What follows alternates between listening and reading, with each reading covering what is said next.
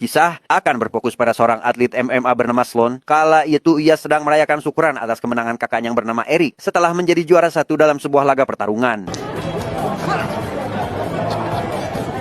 Tak lama kemudian, Eric dihampiri oleh seorang wanita bernama Marcia bermaksud ingin mengajaknya pergi ke Thailand untuk mengikuti pertarungan ilegal melawan sang juara Muay Thai yang entah seperti apa dan seberapa hebat sosok itu. Eric tanpa segan menerima tawaran tersebut karena ia tertarik dengan imbalan yang ditawarkannya. So who wants to go to Thailand? All right, now we're talking. Keep going. Setelah pesta selesai, Sloan yang khawatir kepada kakaknya segera meminta agar dia tak perlu ikut berpartisipasi karena mungkin saja Marcia adalah seorang penipu yang ingin memanfaatkan orang lain hanya demi menghasilkan cuan. Di mana Eric yang percaya diri akan kemampuannya sekaligus tergiur dengan hadiahnya pun membuatnya gelap mata dan sama sekali tidak mendengarkan nasihat dari sang adik. Thanks for the party. Beberapa hari kemudian, Sloan menerima kiriman sebuah amplop berisi tiket ke Thailand dan pesan singkat dari sang kakak terkait jadwal pertandingan yang sebentar lagi akan digelar, sehingga ia langsung mengemasi barangnya untuk segera meluncur ke sana. Sesampainya di Thailand, Sloan segera menuju ke lokasi pertandingan. Di sana ia melihat sosok sang juara Muay Thai bernama Tongpo. Rupanya memiliki postur tubuh jauh lebih besar yang tentunya lebih bertenaga dari Eric, sehingga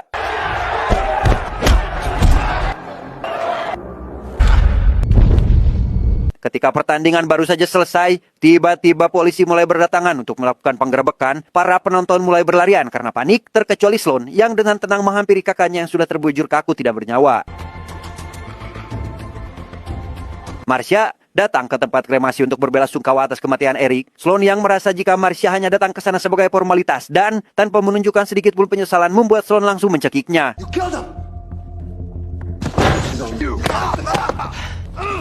Sloan akhirnya diberikan sanksi oleh polisi yang baru saja datang ke sana. Ia akan dideportasi dari Thailand atas kesalahannya itu. Sebelum dideportasi, Sloan meminta polisi untuk mempertemukannya dengan pelatih sang kakak. Ia dibawa ke sebuah tempat terpencil dan bertemu dengan sang master yang bernama Duran. Do you mind? I'm training him. This is Eric's brother. Setelah berkenalan satu sama lain, Duran memberikan uang hasil dari pertarungan kakaknya kemarin yang bukannya berterima kasih atas uang itu. Sloan malah marah-marah dan menyalahkan sang master karena telah gagal mengajarkan kakaknya sehingga dia harus meninggal ketika melawan Tongpo, di mana Duran yang tidak tahu apa-apa hanya menjelaskan jika dirinya hanyalah seorang pelatih dan soal kalah atau menang itu tergantung siapa orang yang menguasai pertarungan. We have to go. I train people. Hi. Let's go. Di bandara, polisi yang mengantar Sloan mengingatkannya agar tidak kembali ke negara ini karena jika hal itu terjadi, dia akan langsung dijadikan buronan yang tanpa si polisi sadari. Sloan tidak jadi pulang. Ia terlalu dibutakan oleh dendam atas kematian sang kakak dan tidak akan tenang jika dendamnya belum terbalaskan.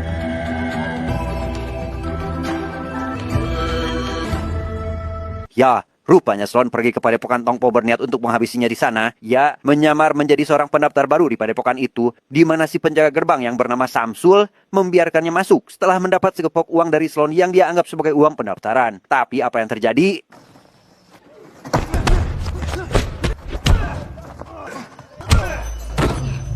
Pertarungannya dengan Samsul berhasil menarik perhatian murid lain. Ia dibawa ke halaman belakang atau lebih tepatnya arena latihan yang biasa digunakan sebagai tempat berduel. Dan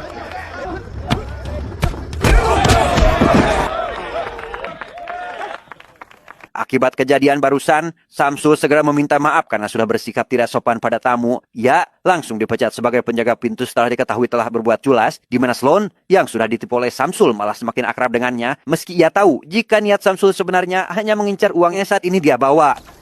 You know what? Keep it. All of it? Yeah. Singkat cerita, malam pun poek. Setelah botram bareng, mereka diminta langsung berkumpul di tempat latihan. Mereka ke sana hanya untuk melihat sedikit pertunjukan yang akan dilakukan Tongpo yang bisa merobohkan sebuah tiang batu hanya dengan beberapa hentakan saja.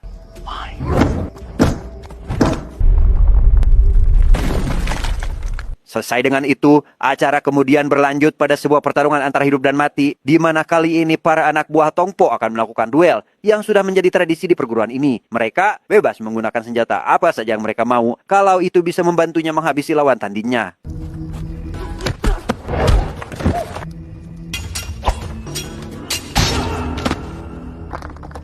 Tepat di tengah malam, Sloan terbangun dari tidurnya. Ia bergegas pergi menuju kamar Tongpo dengan membawa sebuah pistol bermaksud untuk menghabisi nyawa orang tersebut. Tapi sesampainya di sana, Tongpo rupanya mengetahui maksud kedatangannya dari awal, bahkan menganggap jika Sloan hanyalah seorang pengecut, berbeda dengan Eric atau si kakak yang berani berduel dengan Tong Po secara adil di atas arena.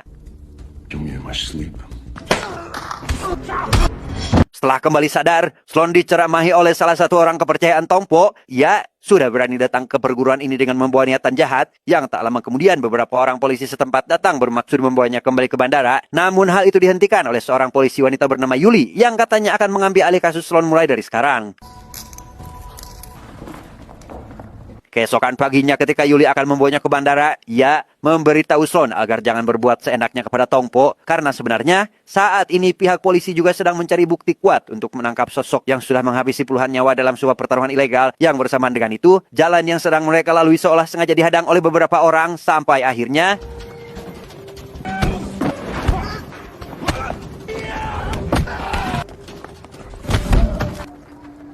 karena tidak memiliki tempat tinggal, Yuli lantas membawa Sloan ke kediaman Master Duran untuk tinggal dan dirawat selama beberapa hari, di mana Sloan memohon pada sang Master untuk melatihnya bela diri agar bisa menghabisi Tong Po, yang permintaannya itu langsung ditolak karena ia tidak ingin kehilangan muridnya untuk kesekian kalinya. Namun karena Sloan terus memaksa, Duran akhirnya mengetes kemampuannya dan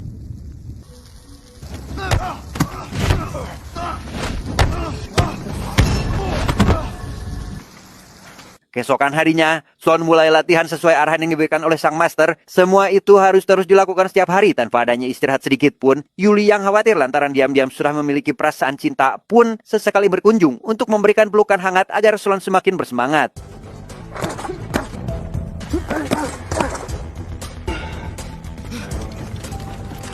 Hari demi hari berlalu, Master Duran mulai mengetes sudah sejauh mana kemampuan muridnya saat ini. Sang Master yang menyadari jika kemampuannya sudah berada di level lumayan pun lantas mengajak Sloan pergi mencari udara segar untuk mendapatkan sebuah pengalaman baru.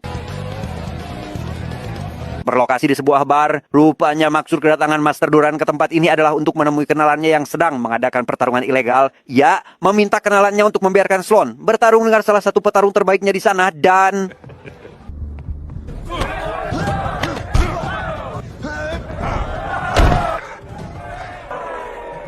keesokan paginya, Yuli datang berkunjung untuk memberikan peringatan kepada Sloan agar tidak berlatih bela diri dengan maksud membalaskan dendam, karena yang dirinya inginkan hanya Sloan tinggal di tempat ini dengan aman dan tidak tertangkap oleh polisi lain. Tapi bersamaan dengan itu, Samsul tiba-tiba datang ke sana. Ia meremehkan Master Duran karena menurutnya telah gagal menjadi seorang guru bela diri, sehingga inilah yang terjadi. You should have trained Eric better.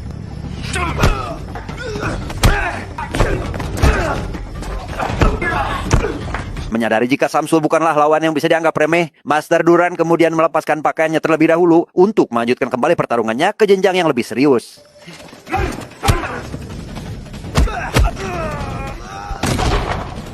Setelah kejadian barusan, Samsul mengakui kekalahannya dan diminta oleh Master Duran untuk bekerja kepadanya sebagai rekan muridnya untuk menemaninya berlatih bela diri.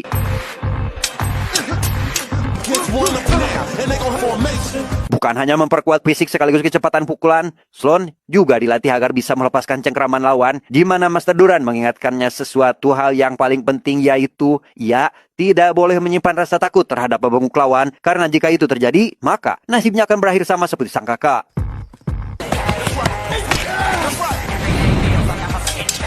Singkat cerita, malam pun poek. Sloan yang merasa jika kemampuannya selama ini sudah ada perkembangan, memutuskan untuk datang lagi ke padepokan Tong Po yang pastinya ingin menantangnya melakukan sebuah duel hidup dan mati. I challenge you to a fight! Sebelum menerima tawaran tersebut, Tong Po meminta satu muridnya yang pada waktu itu pernah mengalahkan Sloan untuk mengetes kemampuan calon lawannya terlebih dahulu, dan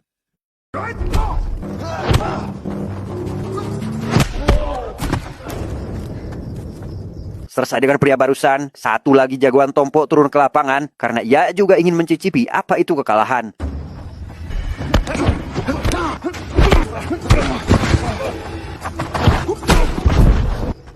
Melihat muridnya dikalahkan dengan mudah, Tong Po meminta mentornya untuk memberitahu Sloan jika ia menerima tantangan tersebut. Namun pertarungannya bukan hari ini, di tempat ini, melainkan di atas arena, sehingga Sloan hanya tinggal menunggu tanggal pertandingannya saja. Keesokan paginya, Yuli mendapat kabar dari bawahannya terkait Sloan yang datang kepada Padepokan Tong Po bermaksud untuk menantangnya bertarung dengan Marcia yang akan menyediakan lokasi pertarungannya. I challenge you to a fight! คอนเฟิร์มว่ามาเซียจะจัดการต่อสู้ Marsha sendiri kini dihampiri oleh polisi korup yang selalu mendukungnya dalam menyiapkan lokasi pertarungan ilegal, sebatas ingin memberikan informasi tentang dirinya yang saat ini sudah bocor ke pihak kepolisian terutama Yuli. Namun Marsha sama sekali tidak merasa khawatir karena rupanya dia sudah menyiapkan rencana matang untuk menghabisi Yuli terlebih dahulu. Doesn't that sound ideal? Make her an example. Malam harinya, Yuli yang ternyata sudah menyimpan alat pelacak pada kendaraan Marsha langsung bergas menuju ke lokasi keberadaannya untuk melakukan penangkapan, tanpa menyadari jika dia dan dua rekannya itu telah masuk ke dalam jebakan. Tapi apa yang terjadi?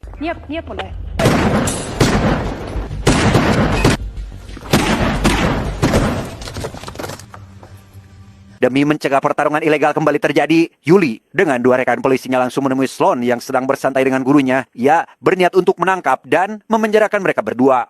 You're harboring fugitive. Di dalam sel, Sloan yang bersikeras ingin bertanding akhirnya sepakat dengan Master Duran untuk melarikan diri, di mana mereka langsung melakukan sesuatu untuk menarik perhatian seorang penjaga dengan cara seperti ini.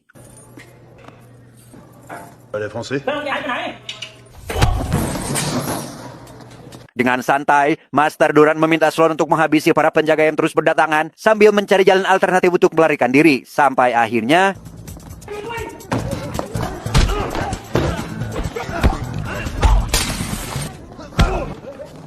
Singkat cerita, malam pun tiba. Sloan dan Master Duran yang sebelumnya melarikan diri dari penjara akhirnya bisa datang tepat waktu ke arena. Tongpo sendiri sudah mulai bersiap untuk memulai pertarungan. Namun sebelum itu, Master Duran mengingatkan Sloan agar tidak menyimpan rasa takut karena hal itu akan sangat berpengaruh pada pertarungannya.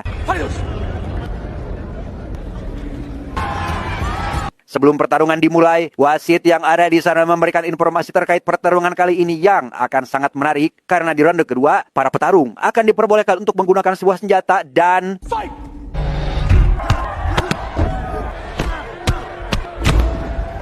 Karena postur tubuh Tongpo jauh lebih besar, Sloan dibuat kesulitan saat menghadapinya. Namun meski begitu, ia dengan segenap kemampuan terus berusaha untuk menjatuhkan sosok tersebut.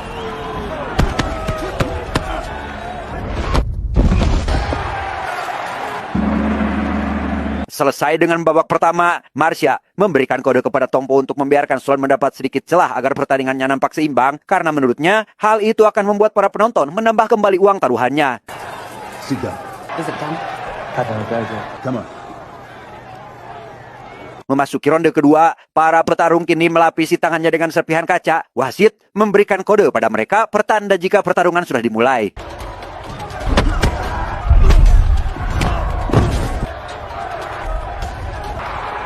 Untuk kedua kalinya, Sloan kembali dibuat kewalahan hingga membuatnya tersungkur beberapa kali. Namun meski begitu, ia sedikit demi sedikit berhasil melukai Tongpo dengan tinjunya. Hal itu semakin membuat Tongpo emosi dan...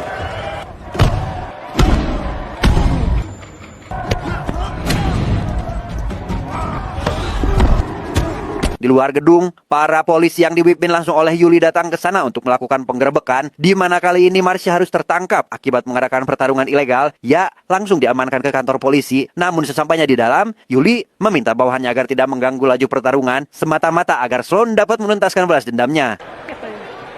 Sit down. Let's go.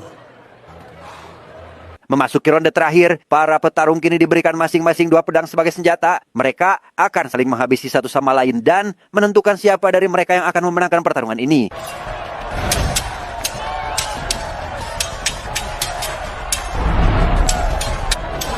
Kali ini, pertarungan nampak seimbang karena Sloan mampu menangkis semua serangan yang Tongpo berikan. Namun tetap saja hal itu tidak berlangsung lama karena Tongpo menggunakan kakinya untuk memberikan serangan.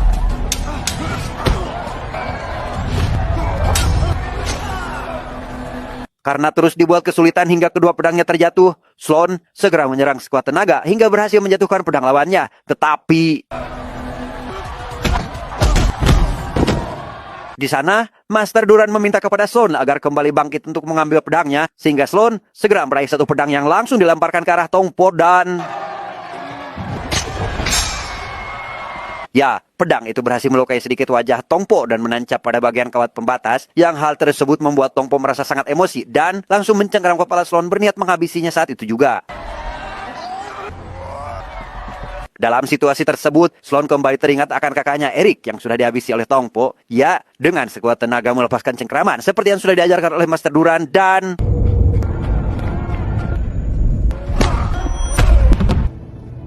Para penonton termasuk Samsu yang melihat kejadian barusan lantas bersorak dan memberikan dukungan penuh kepada Sloan, membuat semangat dalam dirinya kembali membara, dan inilah yang terjadi.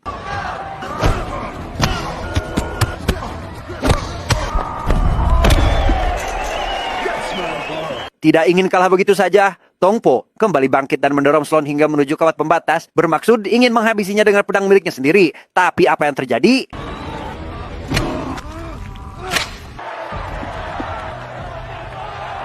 Setelah dendamnya berhasil terbalaskan, Sloan akhirnya bisa bernapas lega bersama Master Duran. Ia memutuskan tinggal lebih lama di Thailand dengan Yuli yang saat ini sudah menjadi kekasihnya. Tamat, endingnya sangat membagongkan.